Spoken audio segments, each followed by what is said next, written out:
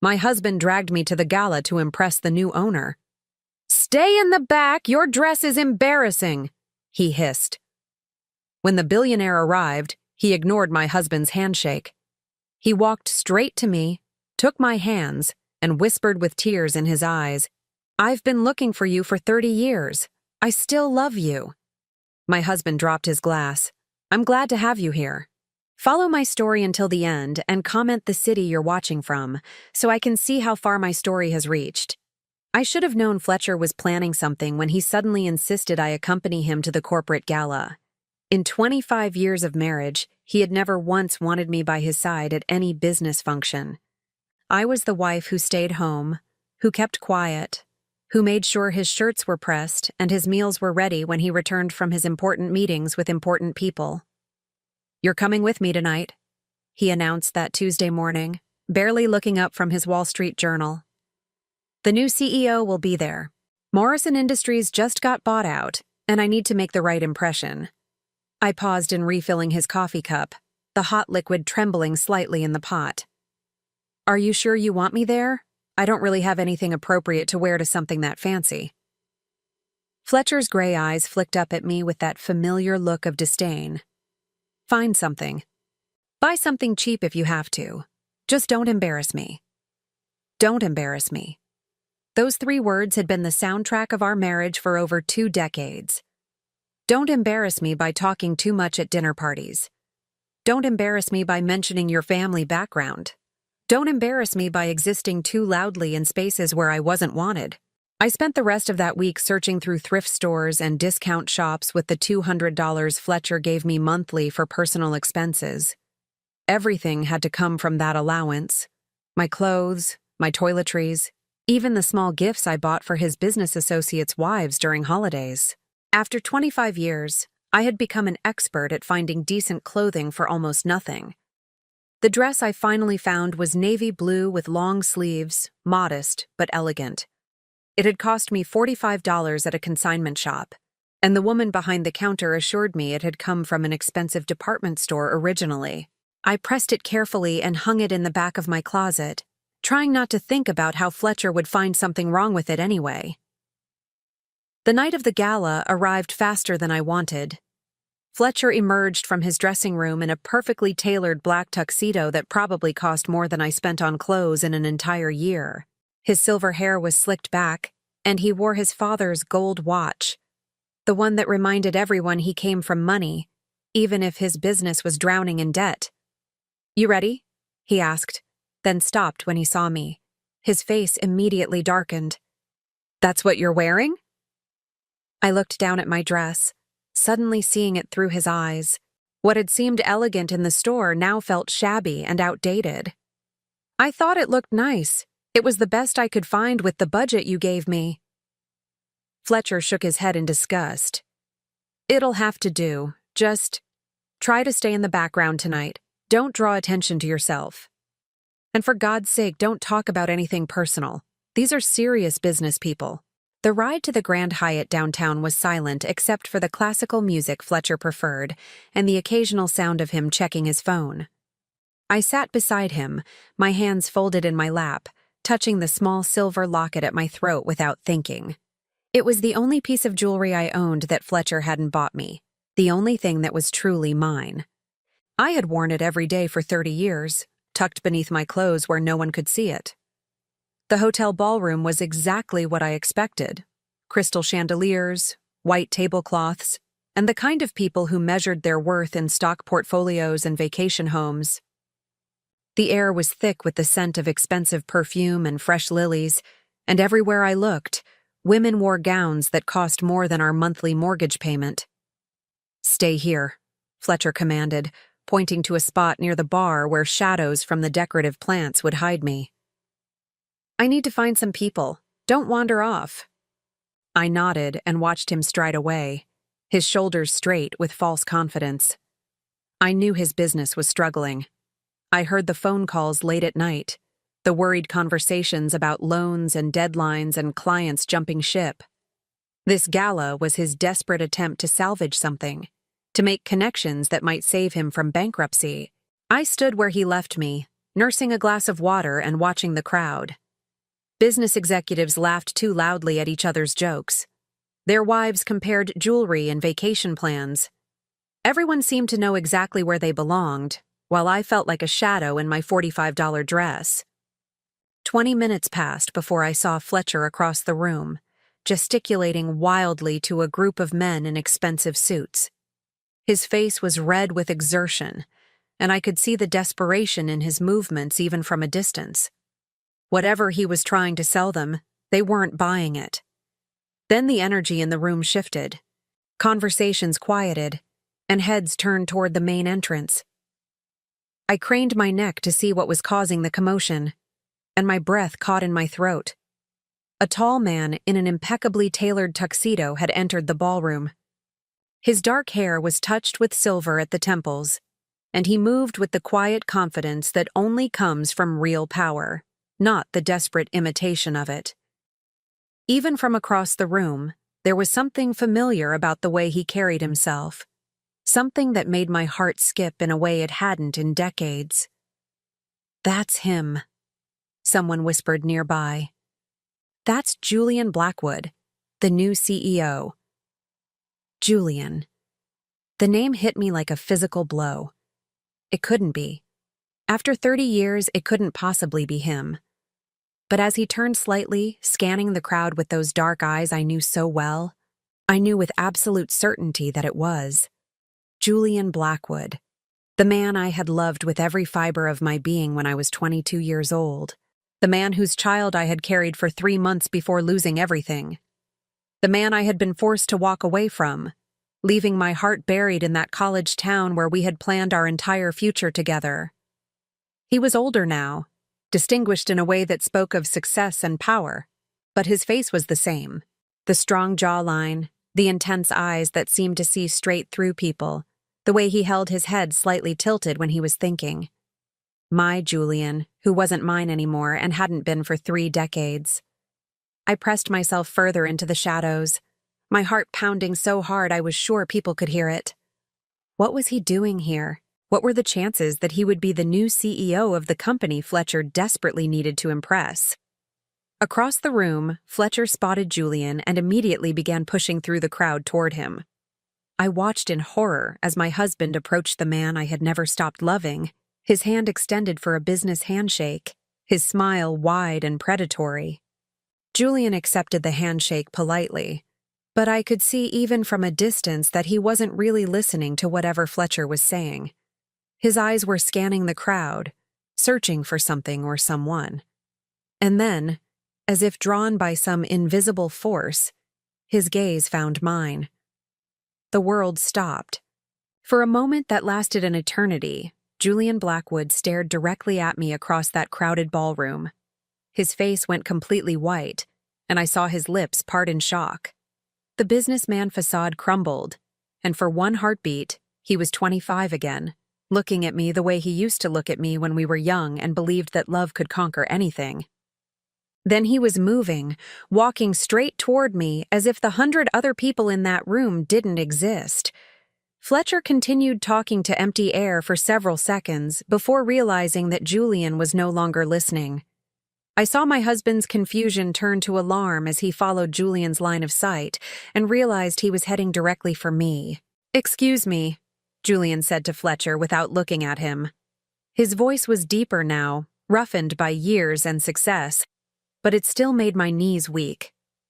"I need to speak with your wife." Fletcher sputtered something about Julian making a mistake, about me being nobody important, but Julian wasn't listening.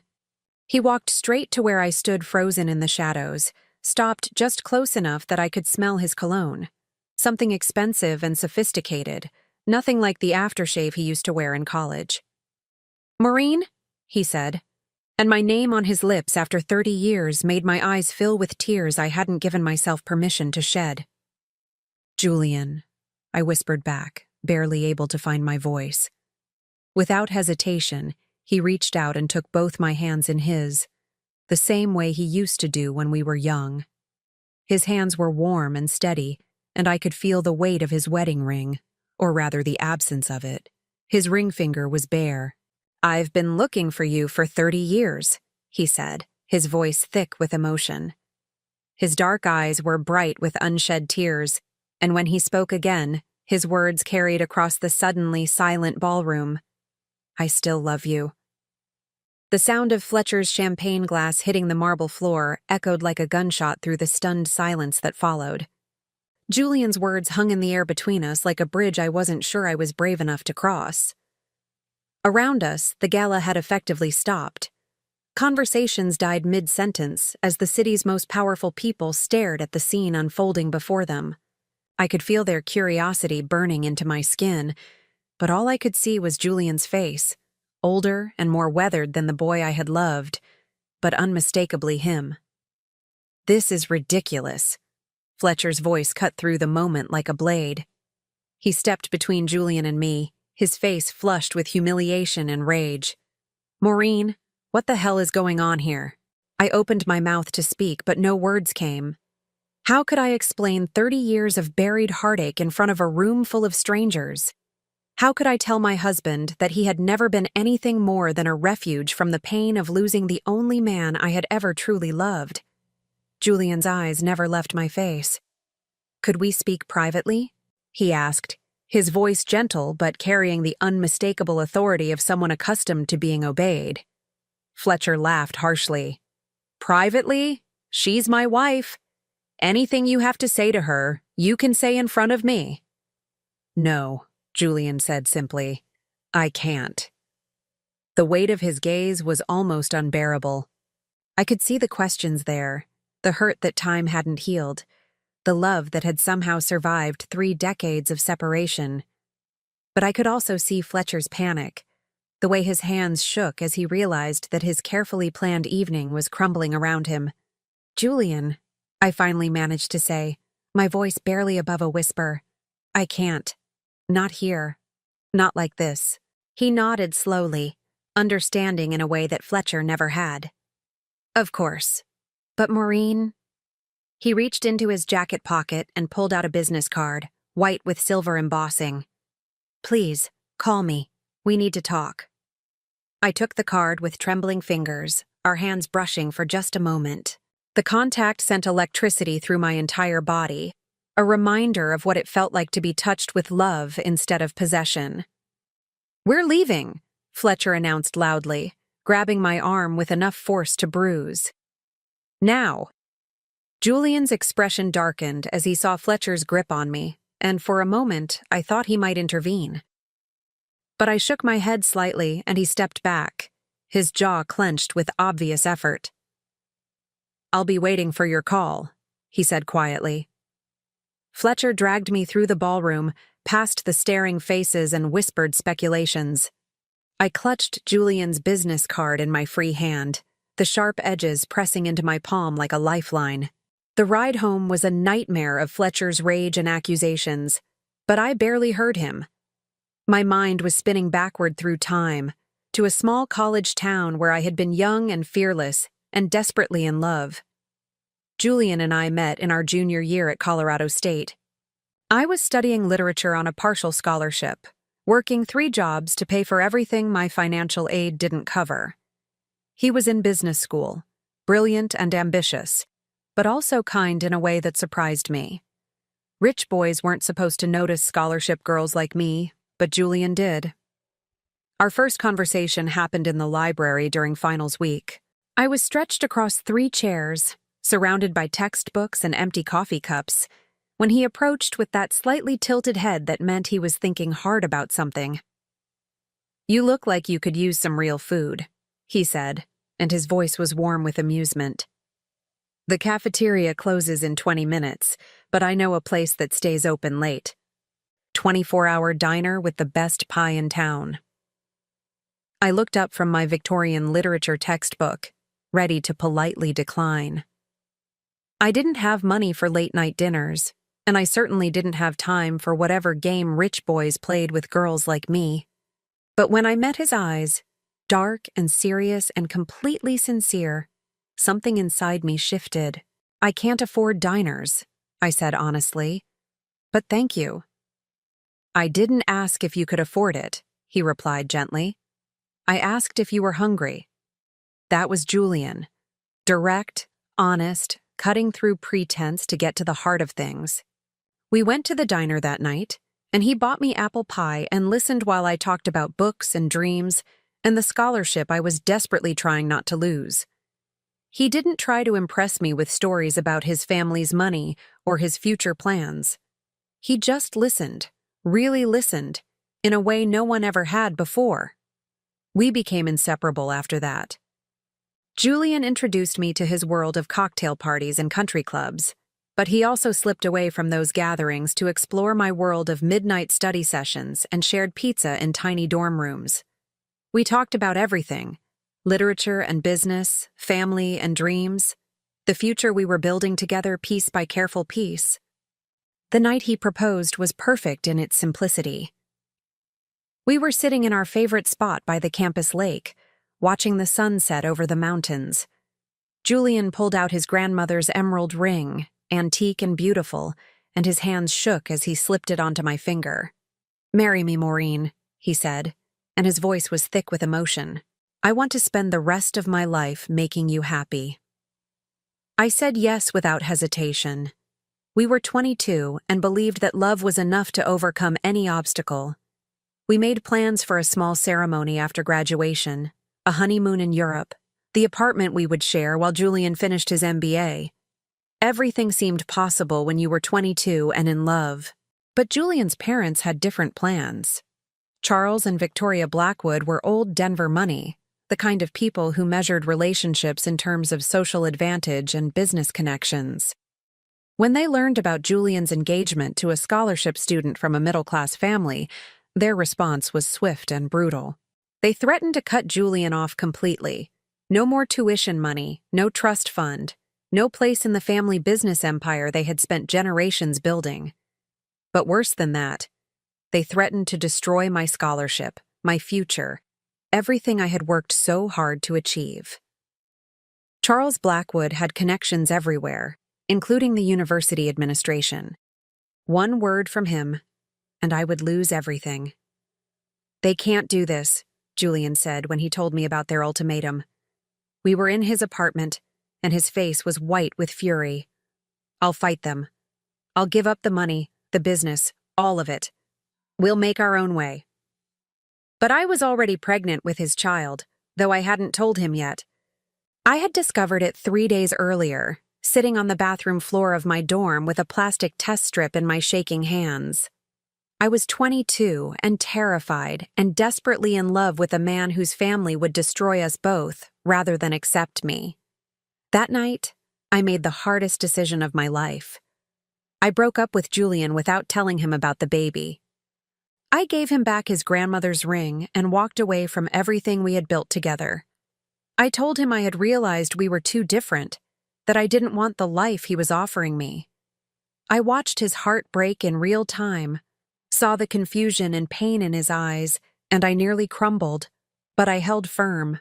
I let him believe I had stopped loving him rather than tell him the truth, that his parents' threats had terrified me, that I was carrying his child, that I was sacrificing our future to protect him from having to choose between me and everything he had ever known.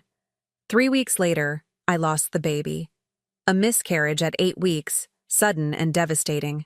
I bled alone in a hospital emergency room, grieving not just for the child I had lost, but for the future that was already gone. Julian tried to reach out during those weeks, but I couldn't bear to see him. I couldn't bear to tell him that I had destroyed us for nothing, that the child we would have had together was gone. When Fletcher Morrison asked me to marry him 6 months later, I said yes. Fletcher was safe, predictable, completely different from Julian in every way that mattered. He wasn't the love of my life, but he offered security and a way to start over. I thought I could learn to love him, or at least to find contentment in the life he was offering. I was wrong about that, as I was wrong about so many things. Fletcher turned out to be controlling in ways that took years to fully understand. It started small. Suggestions about my clothes, my friends, the way I spoke in public. Gradually, those suggestions became demands, then ultimatums.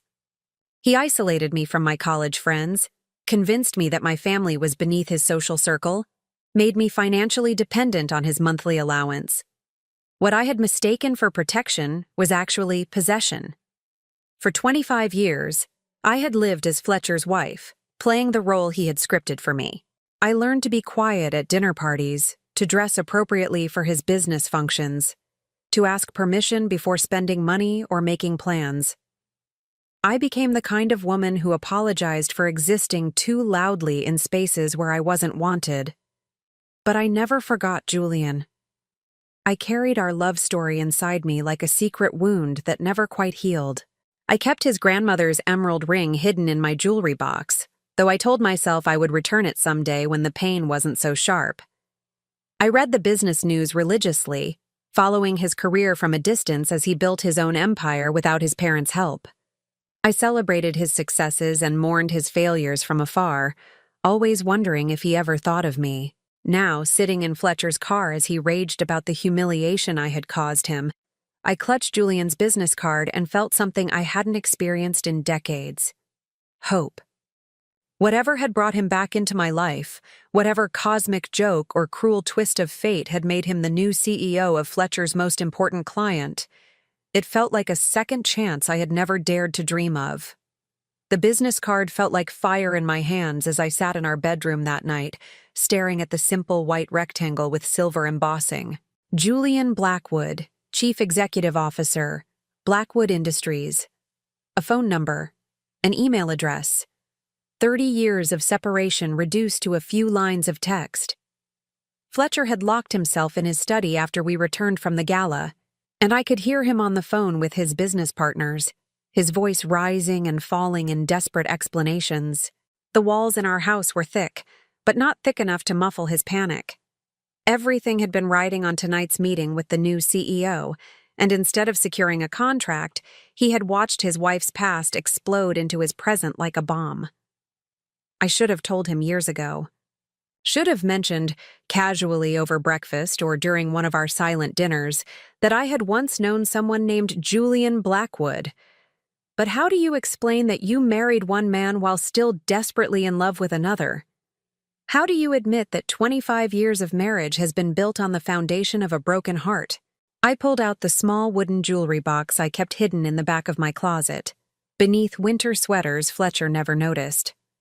My fingers found the familiar weight of the emerald ring Julian had given me when we were 22 and believed in forever. I had never returned it, though I told myself for years that I would find a way to get it back to him. The truth was simpler and more painful. It was the only piece of our love story I had been allowed to keep. The ring caught the lamplight, throwing tiny green reflections across my palm. Julian's grandmother's ring, passed down through 4 generations of Blackwood women. He had been so nervous when he proposed, his hand shaking as he slipped it onto my finger beside the campus lake where we used to study together on warm afternoons. "It's been waiting for the right woman," he had said that night, his dark eyes serious and full of love. "It's been waiting for you." I had worn it for exactly 3 months before everything fell apart. The memory of that afternoon in Charles Blackwood's office was still sharp enough to make my hands tremble. Julian's father had summoned me to the downtown Denver high-rise where Blackwood Industries was headquartered, and I had gone expecting to discuss wedding plans. Instead, I found myself sitting across from a man whose cold eyes and calculating smile made my skin crawl. "Miss Campbell," he had said, leaning back in his leather chair like a predator who had cornered his prey. "I understand my son has made you certain promises." I had lifted my chin, trying to project a confidence I didn't feel. At 22, I thought courage was enough to overcome anything. "Julian and I are engaged.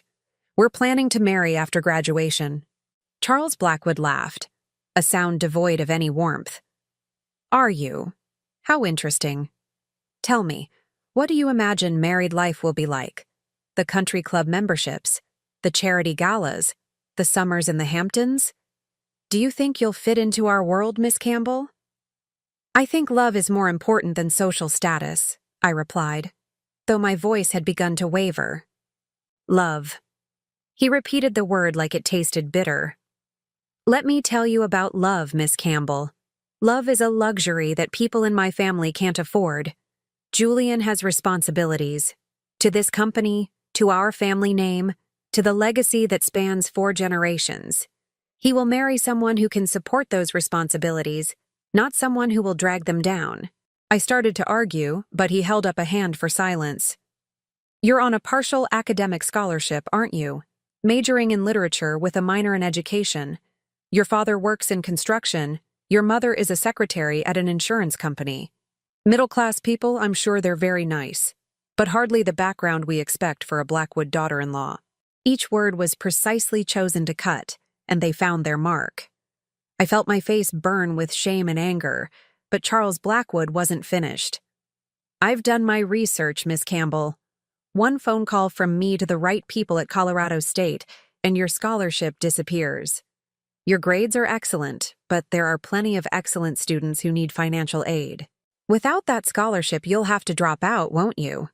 All those dreams of becoming a teacher, of making something of yourself, gone. My mouth had gone dry. The scholarship was everything to me. Without it, I would have to leave school, probably forever. My parents couldn't afford to pay for my education, and I was already working 3 jobs just to cover living expenses. But that's not all, Charles continued, his smile growing wider. Julian thinks he's ready to give up his trust fund for you, to make his own way in the world. Young love, very romantic. But what he doesn't understand is that I can make sure he fails. Every door he tries to open, I can close. Every job he applies for, every business loan he needs. I have connections everywhere, Miss Campbell. I can ensure that Julian Blackwood becomes just another college graduate with an expensive education and no prospects. I sat frozen in my chair, understanding for the first time the true scope of the Blackwood family's power. This wasn't just about money or social status. This was about complete and utter destruction. So here's what's going to happen, Charles said, leaning forward across his massive mahogany desk. You're going to break up with my son. You're going to tell him you've realized the 2 of you are incompatible, that you want different things from life. You're going to give him back his grandmother's ring and walk away. And in return, I'll make sure you graduate with your scholarship intact. I might even put in a good word for you with some local school districts when you're ready to start your teaching career. The offer was both generous and terrible in its cynical calculation. He was buying me off, but he was also offering me the only chance I had to finish my education and build a life for myself. And if I refuse, I asked, though I already knew the answer, then you'll both be destroyed. Julian will never forgive himself for ruining your future, and you'll never forgive yourself for ruining his. Either way, your relationship won't survive. This way, at least one of you gets to keep your dreams. I should have told Julian everything, should have run straight to him and confessed what his father had threatened. But I was 22 and terrified and carrying a secret I hadn't shared with anyone. I was pregnant with Julian's child. I had discovered it 3 days before that meeting with Charles Blackwood, sitting on the cold bathroom floor of my dorm room with a plastic pregnancy test in my shaking hands. 2 pink lines that changed everything. I had planned to tell Julian that weekend, had imagined his face lighting up with joy and wonder. We had talked about children, about the family we would build together someday. Someday had arrived sooner than we expected, but we loved each other enough to handle anything. Except Charles Blackwood's threats weren't directed just at us anymore. They were directed at our unborn child, at the future we were already creating together. If I refused his ultimatum, he would destroy Julian's career prospects, eliminate my education, and ensure that our baby would be born into poverty and struggle. I made the decision that haunts me still. I chose to sacrifice our love to protect our child's future. The breakup was the hardest thing I had ever done. I met Julian at our favorite coffee shop near campus, the one where we had spent countless hours studying together and planning our future. He was already there when I arrived, sitting at our usual table by the window, and his face lit up when he saw me the way it always did. "There's my beautiful fiancé," he said, standing to kiss me. How did the meeting with my father go? I hope he wasn't too intimidating. He can be a little intense when it comes to business. I couldn't look at him directly. Instead, I stared at the engagement ring on my left hand, the emerald catching the afternoon sunlight streaming through the window. We need to talk, Julian. Something in my tone must have warned him, because his smile faded immediately. What's wrong? I forced myself to meet his eyes, these dark eyes that had looked at me with such love and tenderness for the past year. I've been thinking about our engagement, about what marriage would mean. Okay. He sat down slowly, wariness creeping into his expression. What about it? I don't think we're right for each other. The lie tasted like poison in my mouth. We want different things from life. Julian stared at me for a long moment, confusion and hurt warring across his face. What are you talking about? Maureen, we've planned everything together. We want the same things. No, we don't. I pulled the ring off my finger, the metal sliding easily over my knuckle. It had been loose lately, probably because I had been too nervous to eat much since discovering the pregnancy. I've realized that I'm not cut out for your world. The country clubs, the social expectations, the pressure to be someone I'm not. I want something simpler. Then we'll have something simpler, Julian said immediately, reaching across the table for my hands. Maureen, I don't care about any of that. We can live however you want to live. I pulled my hands away before his touch could weaken my resolve. It's not just about how we live. It's about who we are. You're going to inherit your family's business someday. You'll need a wife who can support that world, who understands it. I'm not that person. You're exactly that person, Julian insisted, his voice rising with desperation. You're intelligent, beautiful, kind. You're everything I want in a wife, in a partner. Maureen, where is this coming from? Last week you were excited about looking at apartments for next year. What changed? Everything, I wanted to say. Everything changed when your father showed me exactly what your family is capable of. When I realized that loving you isn't enough to protect the child growing inside me. Instead, I placed the emerald ring on the table between us, the small click of metal against wood sounding like a gunshot in the quiet coffee shop. I'm giving you back your ring. Julian stared at the ring as if it were a poisonous snake. No, Maureen, this is crazy. Whatever's wrong, we can fix it. We love each other. Love isn't always enough, I said quietly, hating myself for the truth in those words. It is for us, Julian said fiercely. It has to be. I stood up before I could lose my nerve entirely. I'm sorry, Julian. I truly am. But this is for the best. For the best? Julian shot to his feet, his chair scraping against the floor. How is breaking up for the best? Maureen, talk to me. Tell me what's really going on here. For one terrible moment, I almost did. Almost told him about his father's threats, about the pregnancy, about the impossible choice I was being forced to make. But Charles Blackwood's warning echoed in my mind. Julian would never forgive himself for ruining my future, and I would never forgive myself for ruining his. Goodbye, Julian, I whispered, and walked away from the only man I had ever loved. 3 weeks later, I lost the baby. I was alone when it happened, cramping and bleeding in my small dorm room on a rainy Thursday morning. By the time I made it to the campus health center, it was already over. 8 weeks of pregnancy ended as quickly and quietly as it had begun. These things happen sometimes, the doctor told me gently, often in the first trimester. It doesn't mean anything was wrong with you, or that you can't have healthy pregnancies in the future. But I knew the truth. I had sacrificed my relationship with Julian to protect a child who was already gone. I had destroyed our love for nothing. Julian tried to contact me during those weeks, leaving messages I didn't return, showing up at places he knew I would be. I avoided him with the skill of someone whose heart was too shattered to risk further breaking. Eventually, he stopped trying. Eventually, he graduated and moved away, and I never saw him again. Until tonight.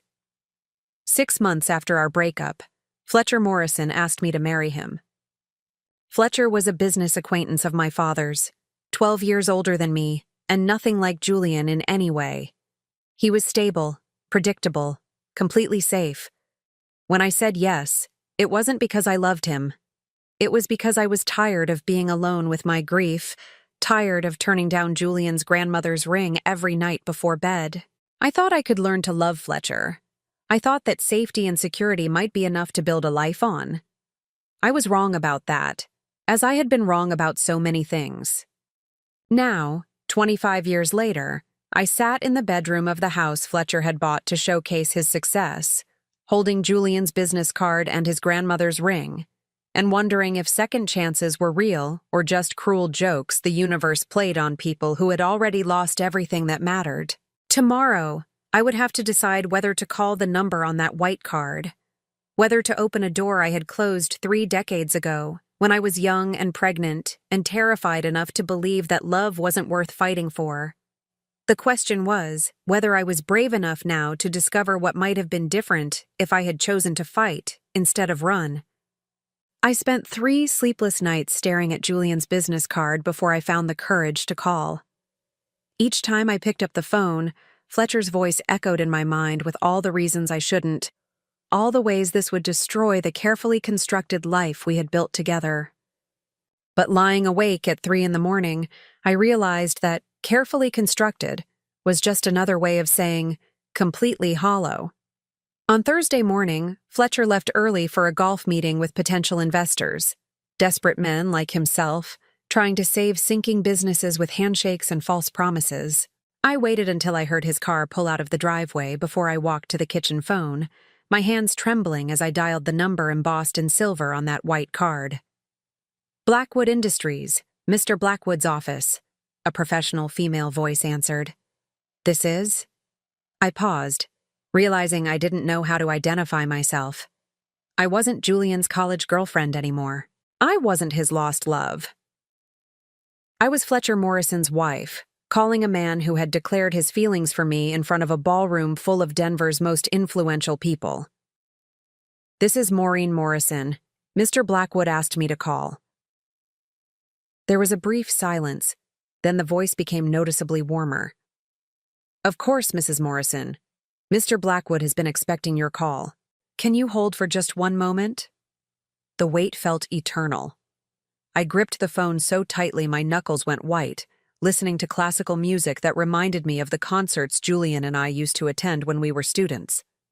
He had introduced me to Mozart and Beethoven, sitting beside me in the university auditorium, and watching my face as I discovered the beauty of symphonies I had never had the opportunity to hear before. Maureen. His voice came through the line like a caress, the same way he used to say my name when we were alone together in his apartment, wrapped in each other's arms and talking about our future. Thank you for calling. I almost didn't, I admitted, surprising myself with my honesty. I'm not sure this is wise. Wise has nothing to do with it, Julian said softly. Some things are just necessary. Can you meet me for coffee? Somewhere we can talk without interruption? I understood his meaning. Somewhere Fletcher wouldn't find us, wouldn't cause another scene like the one at the gala. There's a small cafe on 16th Street, the Blue Moon. Do you know it? I'll find it. Can you be there in an hour? An hour. 60 minutes to decide whether I was brave enough to see him again, to sit across from him and hear whatever he needed to say. 60 minutes to choose between the life I knew and the possibility of something I had thought was lost forever. I'll be there, I said, and hung up before I could change my mind. The Blue Moon Cafe was tucked between a bookstore and a vintage clothing shop, the kind of place where artists and students nursed single cups of coffee for hours while working on novels or studying for exams. I had discovered it years ago during one of my rare solo outings, and I came here sometimes when Fletcher's control felt too suffocating, when I needed to remember that there was a world beyond our marble-floored house where people laughed freely and talked about ideas instead of stock portfolios. I arrived 15 minutes early and chose a table in the back corner, where shadows from the exposed brick walls would provide some privacy. The cafe smelled like roasted coffee beans and cinnamon pastries, and the low murmur of conversation created a cocoon of anonymity. I ordered a latte I didn't want and watched the door, my heart hammering against my ribs like a caged bird. Julian arrived exactly on time, scanning the room until his eyes found mine. He looked different in the daylight streaming through the cafe windows. Older, yes, but also more substantial somehow. The boy I had loved had grown into a man who commanded attention without demanding it, who wore authority like a well-tailored suit. But when he smiled at me, really smiled for the first time since that night at the gala, I saw traces of the 22-year-old who had proposed to me beside a campus lake. "You look beautiful," he said as he sat down across from me, and I felt heat rise in my cheeks. Fletcher hadn't called me beautiful in years. Pretty, maybe, when I was dressed appropriately for one of his business functions. Acceptable, presentable, never beautiful. "You look successful," I replied, deflecting the compliment because I didn't know how to accept it anymore. Julian's smile faded slightly. "Success isn't the same thing as happiness, Maureen. I learned that the hard way." A waitress appeared to take Julian's order. Black coffee, the same way he used to drink it in college when we stayed up all night studying together. After she left, an awkward silence stretched between us, filled with 30 years of unspoken words and unanswered questions. "Why did you leave?" Julian asked finally, his voice quiet but direct. "The real reason, not the story about us wanting different things." I never believed that, not for 1 second. I had rehearsed this conversation in my mind for 3 days, trying to find words that would explain without revealing too much. But sitting across from him, seeing the pain that still lived in his dark eyes after all these years, I found myself telling him everything.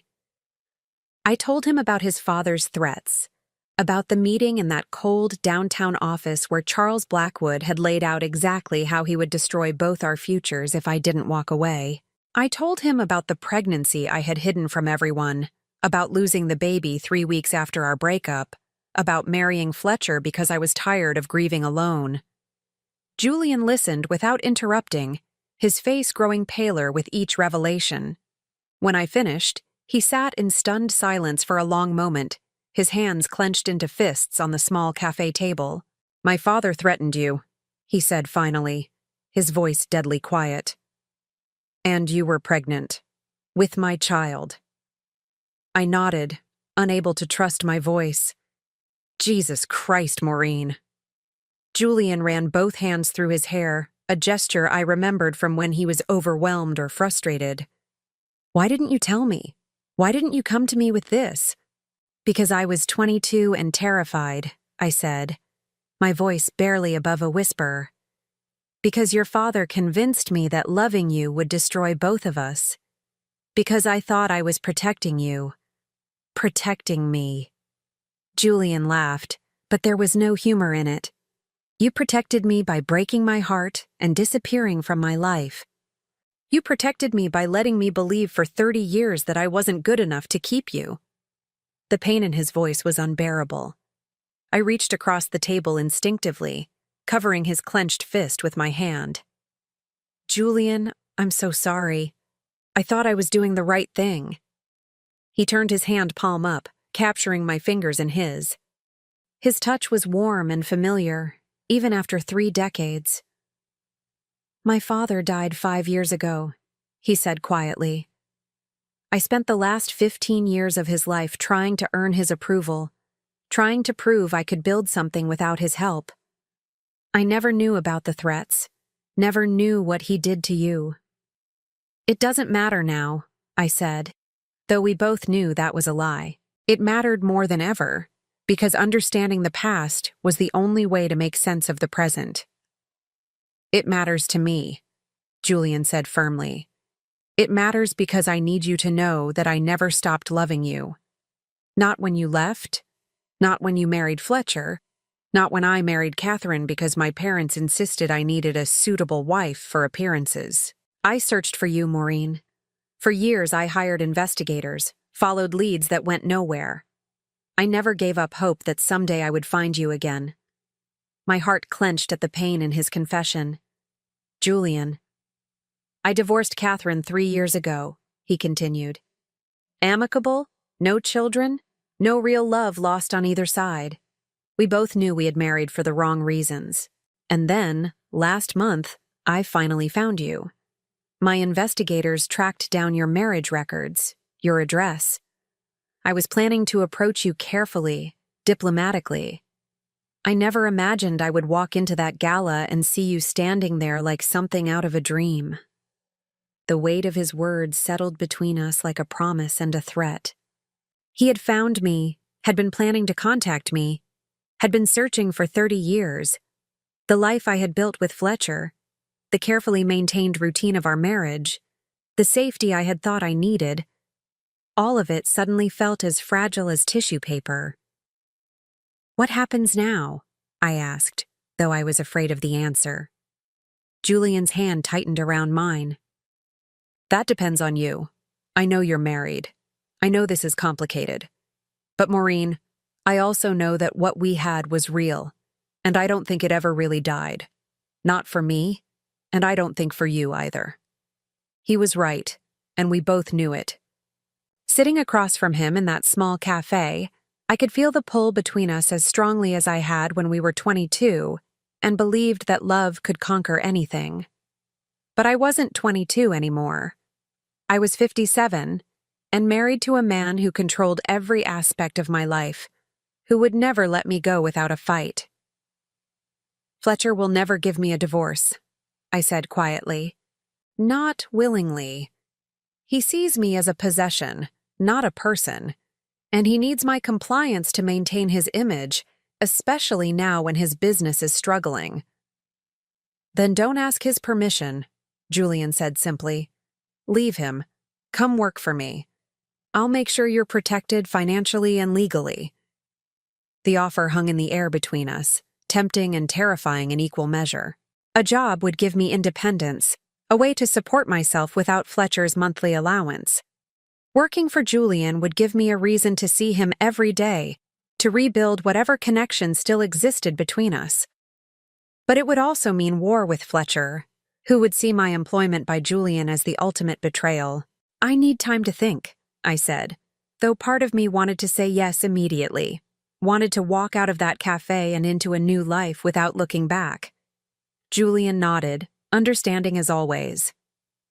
Take all the time you need. But Maureen.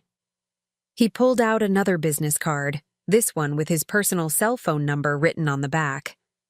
Don't disappear on me again. Whatever you decide, don't just vanish. I can't go through that again. I took the card, our fingers brushing once more.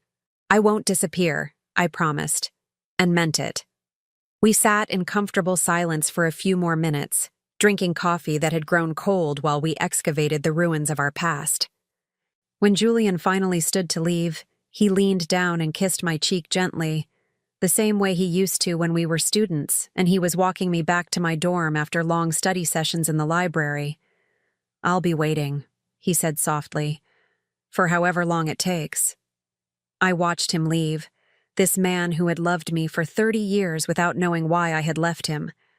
The cafe suddenly felt empty without his presence, as if all the light had gone out of the room. I sat alone with my cold coffee and tried to imagine what my life might look like if I was brave enough to choose love over safety, possibility over routine. The drive home was a blur of Denver traffic and racing thoughts. I kept Julian's business card in my purse, next to the first one he had given me at the gala, and I could feel them there like a secret heartbeat.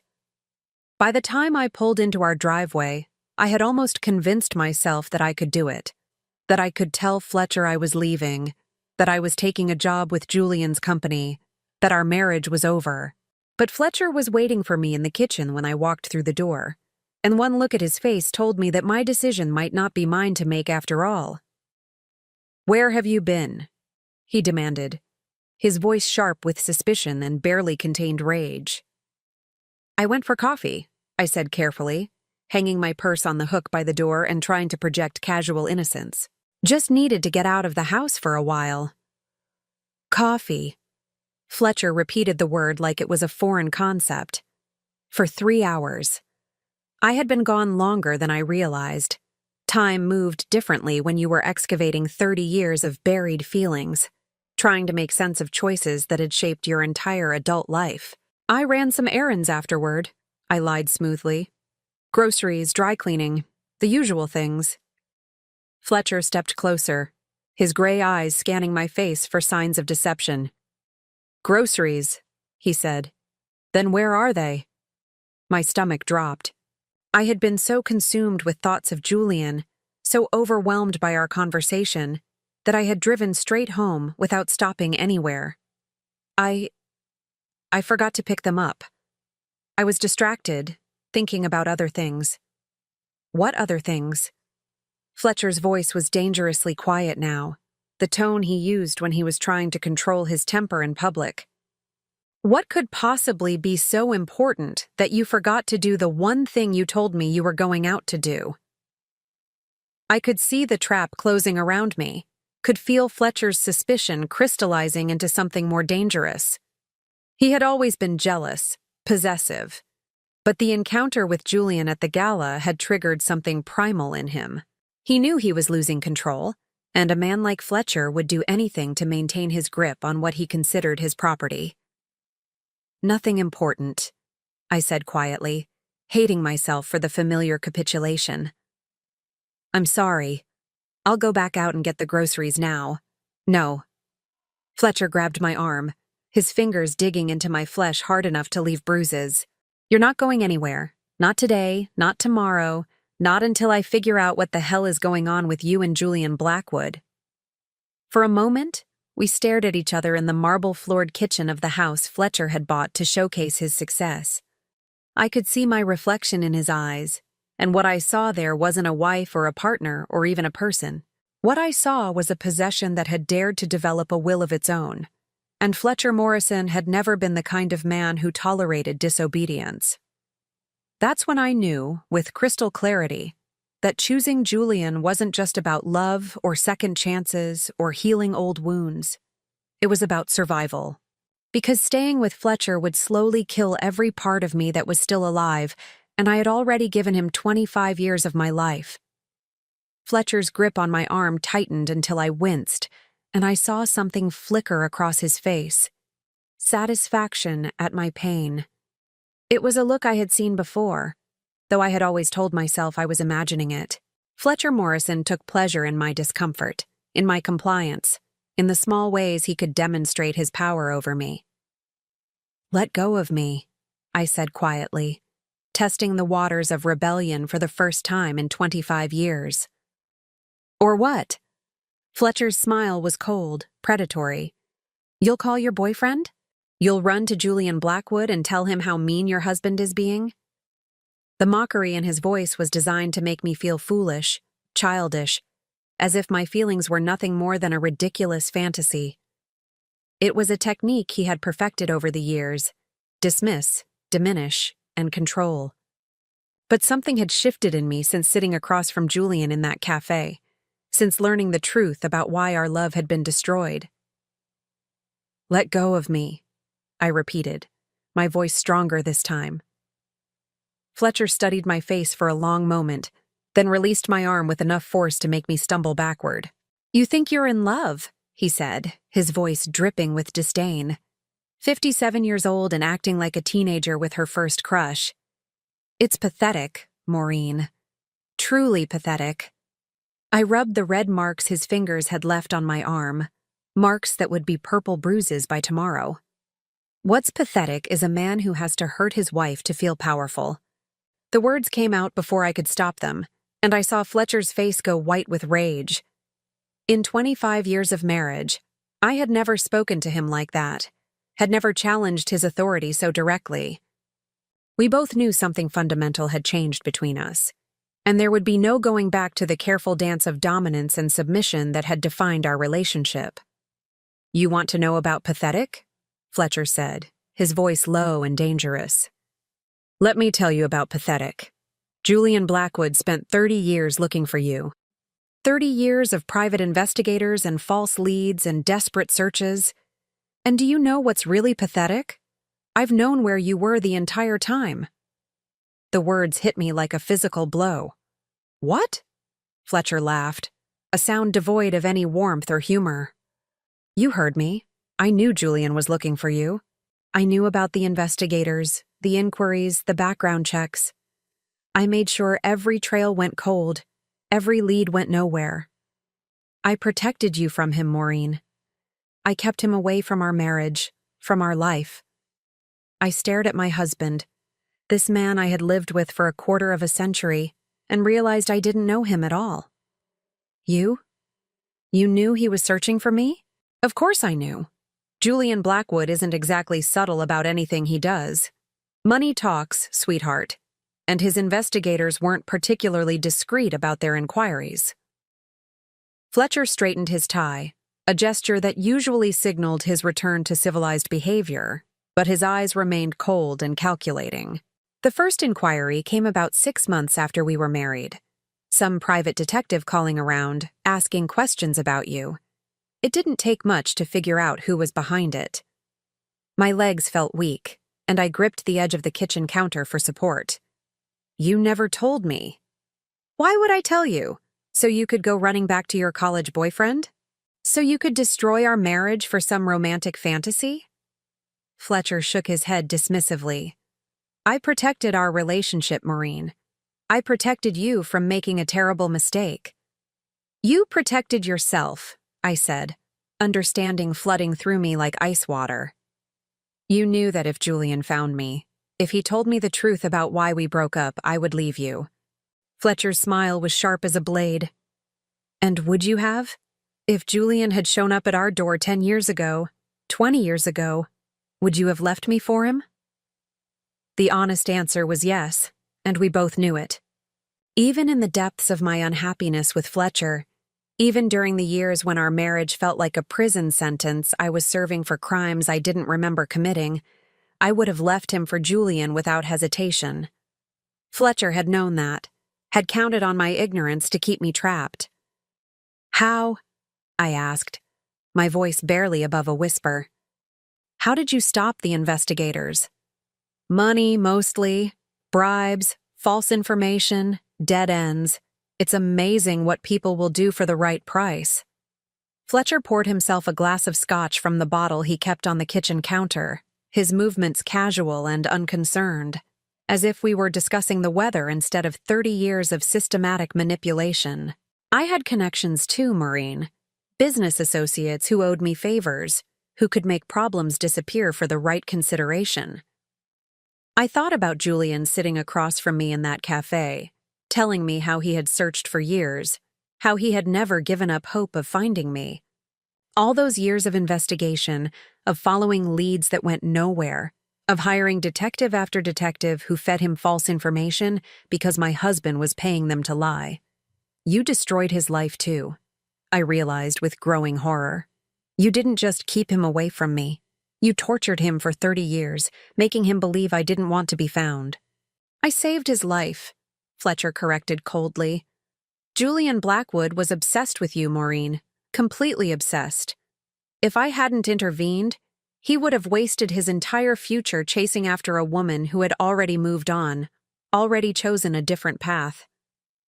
I never chose you, I said, the truth spilling out like poison from an old wound. I settled for you. I married you because I was broken and alone and thought I didn't deserve better. But I never chose you, Fletcher. Not really. For the first time in our conversation, Fletcher looked genuinely hurt. Not angry or calculating or controlling, but actually wounded by my words. 25 years of marriage, he said quietly. 25 years of providing for you, protecting you, giving you everything you could possibly need. And this is what I get in return? Contempt? You call it providing, I said, my voice growing stronger with each word. I call it buying compliance. You gave me a house and an allowance and a role to play, but you never gave me choice. You never gave me freedom. You never even gave me the basic respect of honesty. Honesty? Fletcher laughed bitterly. You want honesty? Here's some honesty for you. Julian Blackwood doesn't love you, Maureen. He loves the memory of you, the fantasy of who you were when you were 22. He's been chasing a ghost for 30 years, and when he realizes that the woman standing in front of him now isn't the girl he remembers, he'll disappear just as quickly as he appeared. The words were designed to hurt, to make me doubt myself and Julian and the possibility of a different life. But instead of weakening my resolve, Fletcher's cruelty only strengthened it, because I knew, deep in my bones, that he was wrong. Julian hadn't fallen in love with my 22-year-old self again at that gala. He had looked at me as I was now, 57 and tired and marked by years of emotional abuse, and he had still said he loved me. You're wrong, I said simply. Am I? Let me ask you something, Maureen.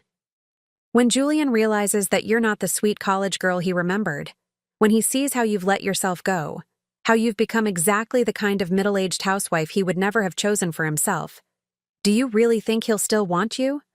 I looked at my husband, this man who had spent 25 years systematically destroying my self-confidence, and I felt something snap inside me like a taut wire finally breaking under too much pressure.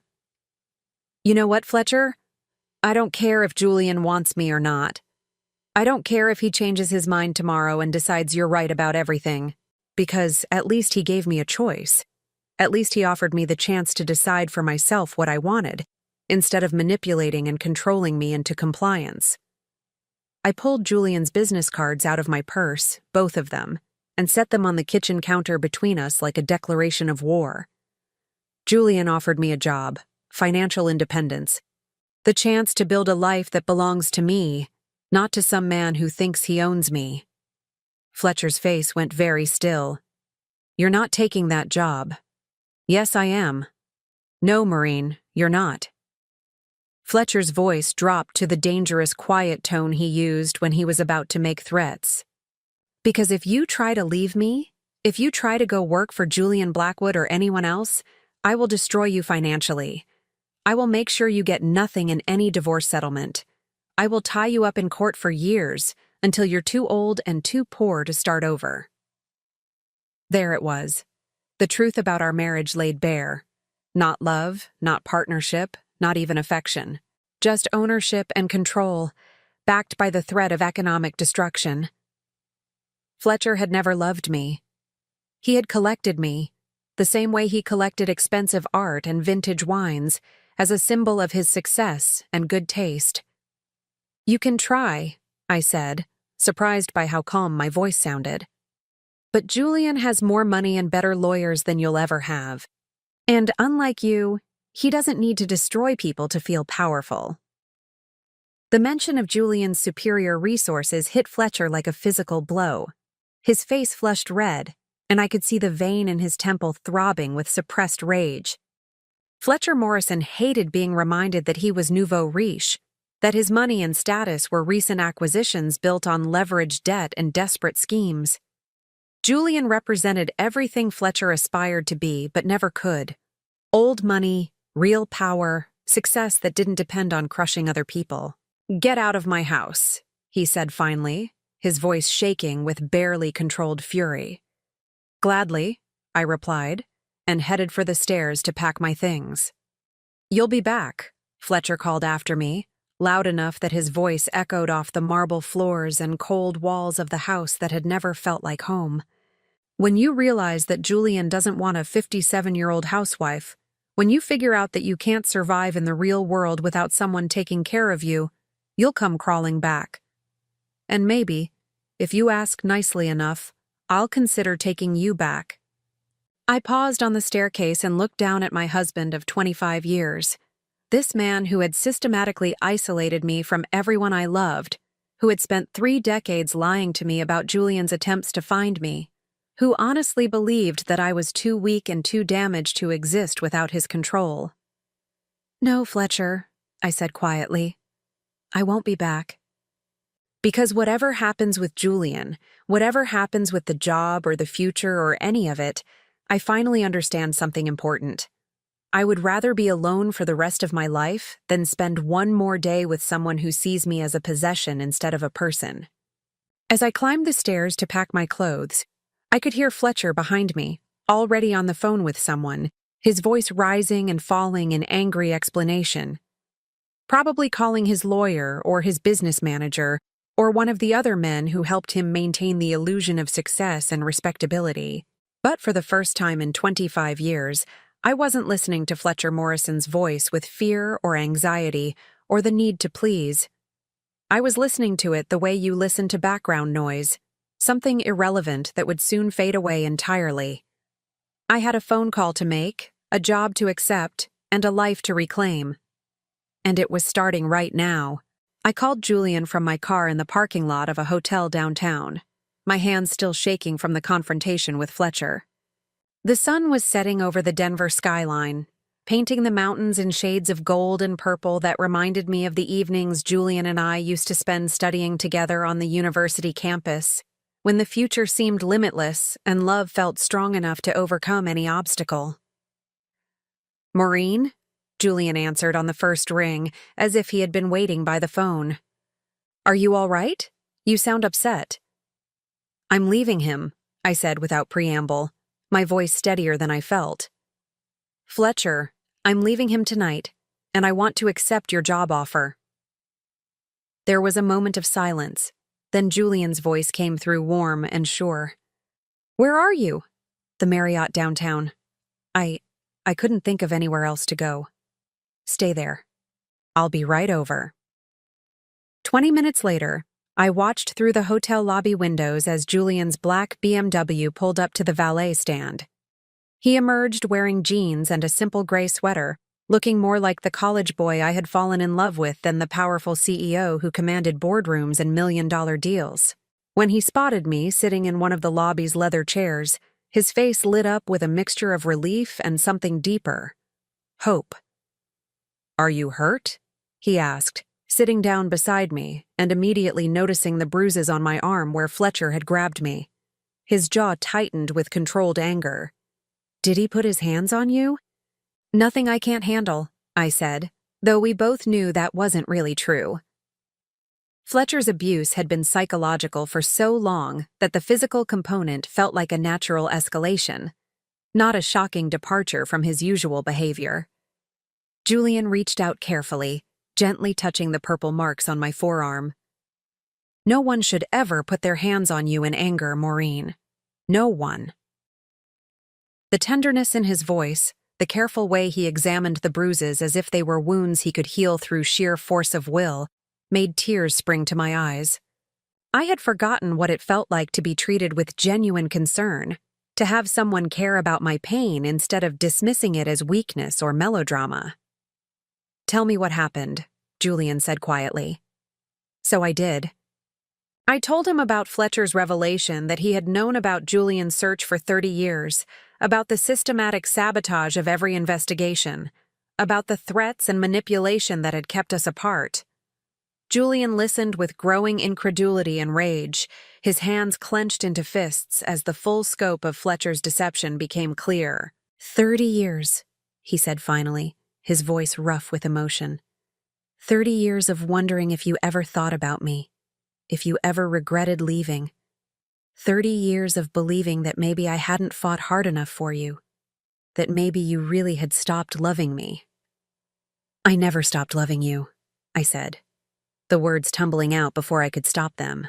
"Not for one day in 30 years. I married Fletcher because I was broken and alone, but I never stopped carrying you in my heart." Julian turned to face me fully, his dark eyes searching my face.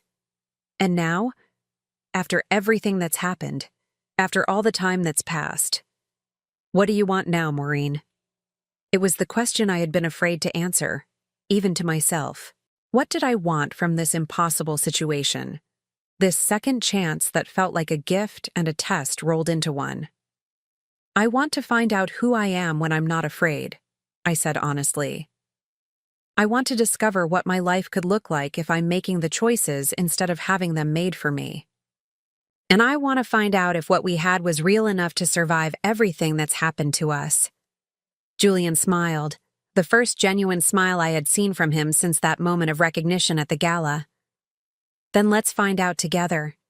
The next morning, I walked into the offices of Blackwood Industries as Julian's new director of community relations, a position he had created specifically for me that would utilize my background in literature and education to develop partnerships with local schools and literacy programs. It was meaningful work, the kind of job I had always dreamed of having, and the salary Julian offered was more than Fletcher's monthly allowance multiplied by 12. $2,500 a week, he had said when we discussed the position over dinner the night before. Plus benefits, vacation time, and complete autonomy over your department. I want you to have financial independence, Maureen. I want you to never again be dependent on someone else's generosity for your basic needs. The money was more than I had ever imagined earning, enough to rent my own apartment, buy my own car, make my own choices about how to spend my time and resources. But more than the financial freedom, the job represented something I had thought was lost forever. The chance to be valued for my mind instead of my compliance, my ideas instead of my silence. Julian's assistant, Rebecca, welcomed me warmly and gave me a tour of the offices, introducing me to department heads and explaining the company's various community outreach initiatives. Everyone was professional and friendly, treating me like a valued colleague rather than the boss's personal project. By the end of my first day, I felt more energized and purposeful than I had in decades. But Fletcher wasn't finished with his attempts to control the narrative. 3 days into my new job, Julian called me into his office with a grim expression. "We need to talk," he said, closing the door behind me. "Fletcher's been busy." He handed me a legal document, thick with official seals and threatening language. Fletcher was suing me for alienation of affection, claiming that Julian had deliberately interfered with our marriage and seeking financial damages for the destruction of our relationship. It was an archaic legal concept, rarely used in modern divorce proceedings, but Fletcher had found lawyers willing to pursue it. He's also filed for an injunction to freeze any joint assets until the divorce is finalized, Julian continued. Bank accounts, credit cards, even the car you've been driving. He's trying to cut off your access to everything. I sank into the chair across from Julian's desk, feeling the familiar weight of Fletcher's manipulation settling over me like a suffocating blanket. Even when I tried to escape his control, he found new ways to trap me, new methods to remind me of my dependence on his generosity. "He wants me to come crawling back," I said quietly. "He thinks if he can make me desperate enough, scared enough, I'll give up and return to him." Julian sat on the edge of his desk, close enough that I could see the determination burning in his dark eyes. "Then he doesn't know you very well. But Maureen, there's something else. Something that might change the entire situation." He pulled out another set of documents, these ones bearing the letterhead of a prestigious downtown law firm. I had my lawyers do some investigating into Fletcher's business practices, particularly his real estate investments over the past decade. "It turns out your husband has been playing some very dangerous games with other people's money." I looked at the papers, trying to make sense of the legal language and financial terminology. "What kind of games?" "The kind that could land him in federal prison," Julian said grimly. "Fletcher's been using his development company as a shell for money laundering operations. Dirty money from various sources gets invested in his real estate projects, comes out clean on the other side. The FBI has been building a case against him for months." The words hit me like a physical blow. Fletcher, for all his faults, had always seemed like a legitimate businessman, if not a particularly successful one. The idea that he was involved in criminal activity felt surreal, like discovering that the man I had lived with for 25 years was actually a stranger. "How long have you known about this?" I asked. "I suspected something was wrong with his finances when I started researching his company for potential contracts," Julian admitted. "The numbers didn't add up. The funding sources were questionable. But I didn't have proof until my lawyer started digging deeper." I stared at the documents, understanding the implications of what Julian was telling me. If Fletcher was arrested for money laundering, His assets would be frozen, his business would be shut down, and any claims he had against me in the divorce would become irrelevant. But it also meant that the man I had married, however unhappily, was a criminal who had been using our home and our marriage as cover for illegal activities. "What do we do?" I asked. Julian's expression was carefully neutral, but I could see the protectiveness in his eyes, the same fierce determination that had driven him to search for me for 30 years. "We do nothing. The FBI will do their job, and Fletcher will face the consequences of his choices. But Maureen, you need to understand, when this comes out, and it will come out soon, there's going to be a lot of media attention. Your marriage to Fletcher will be scrutinized. Your connection to me will be public knowledge. It's going to be uncomfortable for a while." I thought about the house I had shared with Fletcher, the marble floors and expensive furniture that had apparently been purchased with laundered money. I thought about the charity galas we had attended, the business associates we had entertained, all of it part of Fletcher's elaborate facade of respectability. How much of our life together had been built on lies I never knew were being told. "I don't care about the media attention," I said finally. "I care about doing the right thing. And the right thing is letting the truth come out, whatever that means for Fletcher or for me." Julian nodded, something like pride flickering across his face. The woman I fell in love with 30 years ago would have said exactly the same thing. 2 weeks later, Fletcher Morrison was arrested at his office on charges of money laundering, fraud, and tax evasion. The local news media covered the story extensively, focusing on the dramatic fall of a prominent Denver businessman and the millions of dollars in illegal transactions that had funded his real estate empire. Our divorce proceedings became a footnote to the larger criminal case, with Fletcher's lawyers too busy trying to keep him out of federal prison to pursue harassment lawsuits against me. I watched the news coverage from Julian's penthouse apartment, where I had been staying since leaving the hotel. It felt surreal to see Fletcher in handcuffs, being led away from the office building where he had conducted business for decades. This man who had controlled every aspect of my life for 25 years looked small and frightened on television, no longer the intimidating figure who had dominated our marriage. "How do you feel?" Julian asked, sitting beside me on the sofa as the news anchor moved on to other stories. "Free," I said, surprising myself with the honesty of the answer. "For the first time in decades, I feel completely free."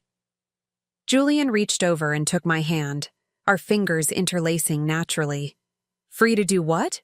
I looked at this man who had loved me for 30 years, who had given me a job and financial independence, and the chance to discover who I was when I wasn't afraid. I thought about the emerald ring hidden in my purse, the symbol of promises we had made when we were young, and believed that love could conquer anything. Maybe it could. "Free to find out if it's possible to fall in love with the same person twice," I said softly. Julian's smile was answer enough. 8 months later, I stood in front of the mirror in the bridal suite at the Four Seasons, adjusting the simple ivory dress I had chosen for my second wedding. It was nothing like the elaborate gown I had worn when I married Fletcher.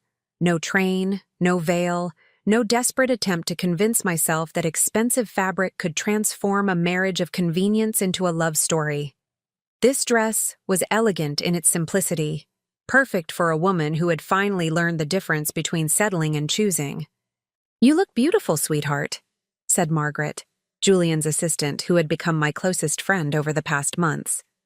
She was fastening a string of pearls around my neck, something borrowed from her own jewelry collection, continuing a tradition I had never properly observed the first time around. The pearls caught the afternoon sunlight streaming through the suite's windows, and for a moment I was transported back to my college days, when Julian and I used to spend lazy Sunday mornings in his apartment, reading the newspaper and planning our future together. We had been so young then, so certain that love was the only ingredient necessary for a happy ending. Now, at 58, I understood that love was just the beginning, the foundation upon which you built trust, respect, partnership, and the 1,000 small choices that created a life worth sharing.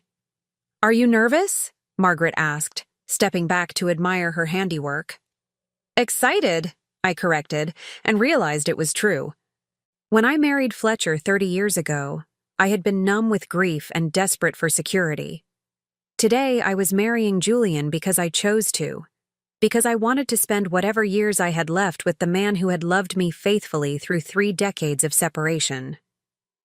A soft knock on the door interrupted my thoughts.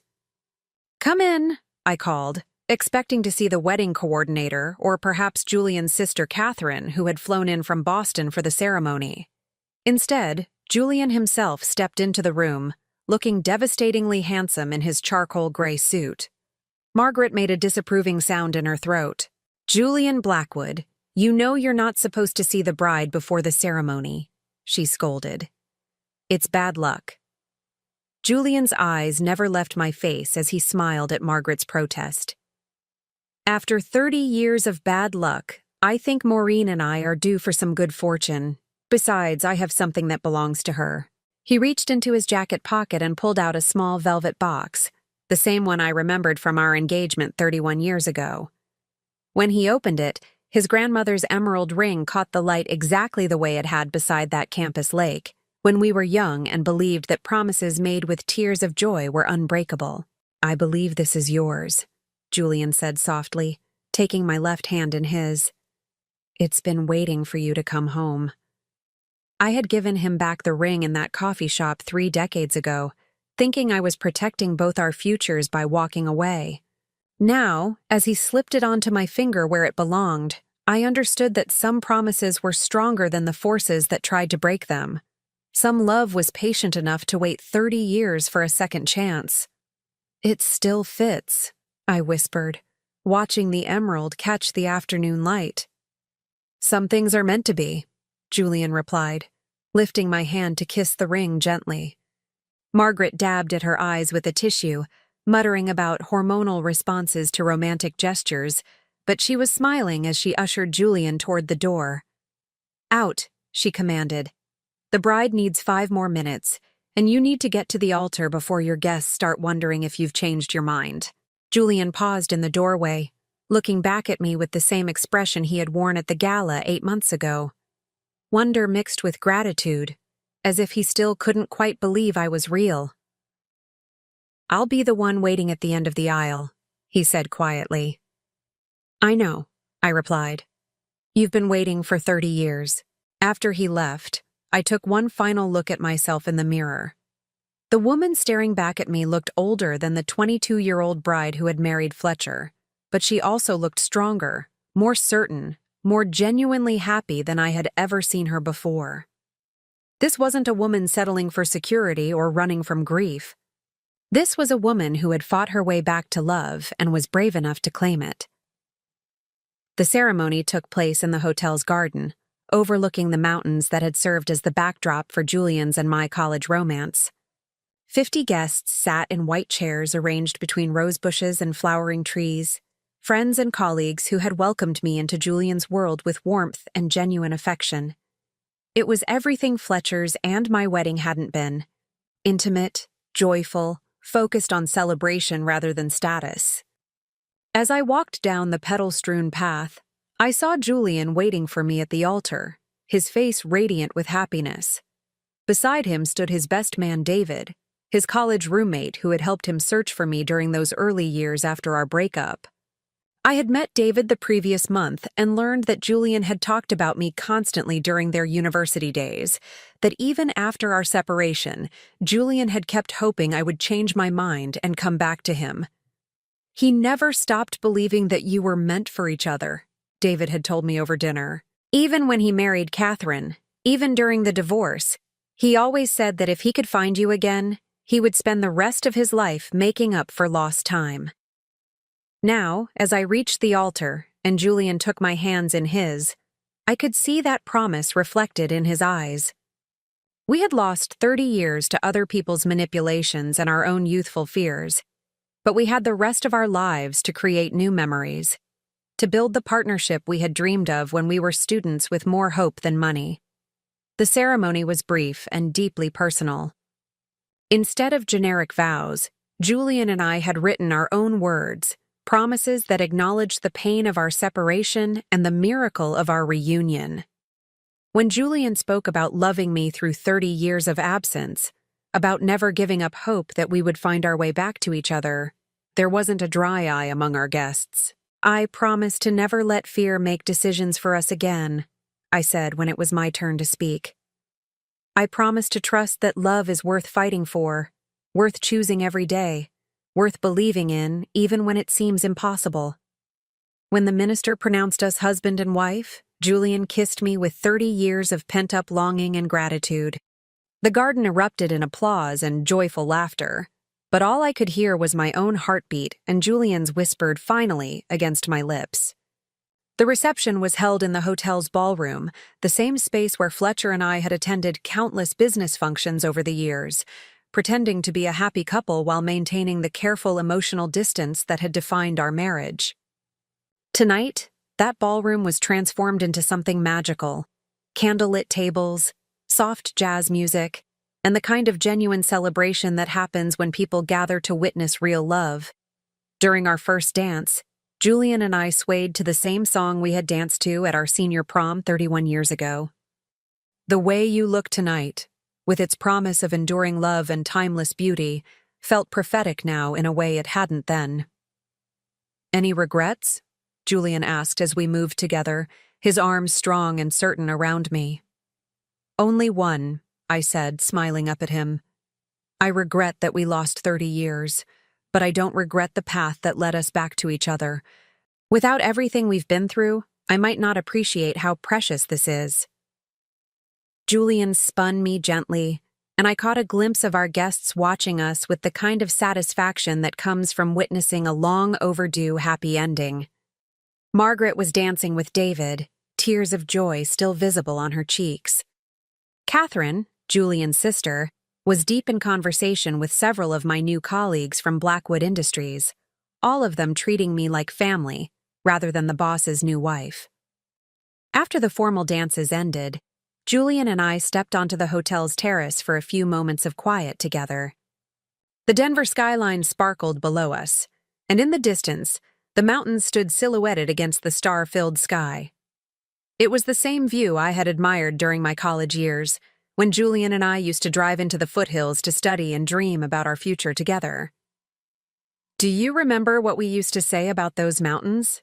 Julian asked, following my gaze. I smiled at the memory. That they had been there for millions of years, and they would be there for millions more. That some things were permanent, even when everything else felt temporary. "Like us," Julian said simply. "Like this." He pulled out his phone and showed me a photograph he had taken during the ceremony. The moment when I walked down the aisle toward him, my face glowing with happiness and certainty. In the background, the mountains rose majestically, eternal witnesses to our second chance at love. "I want to remember this moment exactly as it is," Julian said. "I want to remember how it feels to finally have everything I've ever wanted."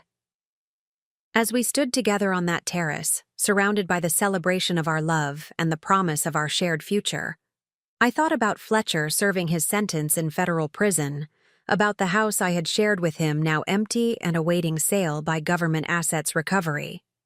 I felt no vindictive satisfaction at his downfall, only a quiet gratitude that his lies and manipulations were no longer my burden to carry.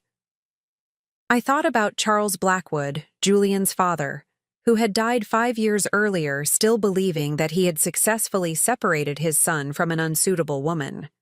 He had never lived to see Julian and me reunited, had never been forced to confront the failure of his cruel machinations. Perhaps that was justice enough. Most of all, I thought about the woman I had been 8 months ago, trapped, controlled, convinced that safety was more important than happiness. She felt like a stranger now, someone I remembered with compassion but no longer recognized as myself. The woman I had become was stronger, braver, more willing to fight for what mattered. She was someone I was proud to be. "What are you thinking about?" Julian asked, noticing my contemplative expression. "The future," I said honestly. "Our future." All the mornings we'll wake up together. All the decisions we'll make as partners instead of strangers sharing a house. All the years we have left to love each other properly. Julian lifted my left hand to his lips, kissing the emerald ring that had finally found its way home. 58 isn't too late for a new beginning, is it?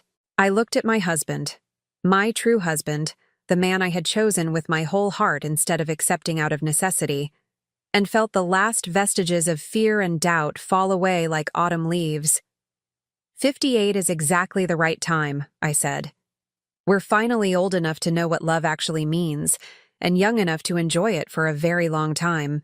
As we rejoined our reception, dancing and laughing with the people who had become our chosen family, I realized that some stories don't end with the first, I do. Sometimes they begin there, with second chances and hard-won wisdom, and the understanding that real love is worth waiting for, worth fighting for, worth choosing again and again until you get it right. Julian and I had gotten it right at last, and we had the rest of our lives to celebrate that miracle. Now I'm curious about you who listened to my story. What would you do if you were in my place? Have you ever been through something similar? Comment below, and meanwhile, I'm leaving on the final screen 2 other stories that are channel favorites, and they will definitely surprise you. Thank you for watching until here.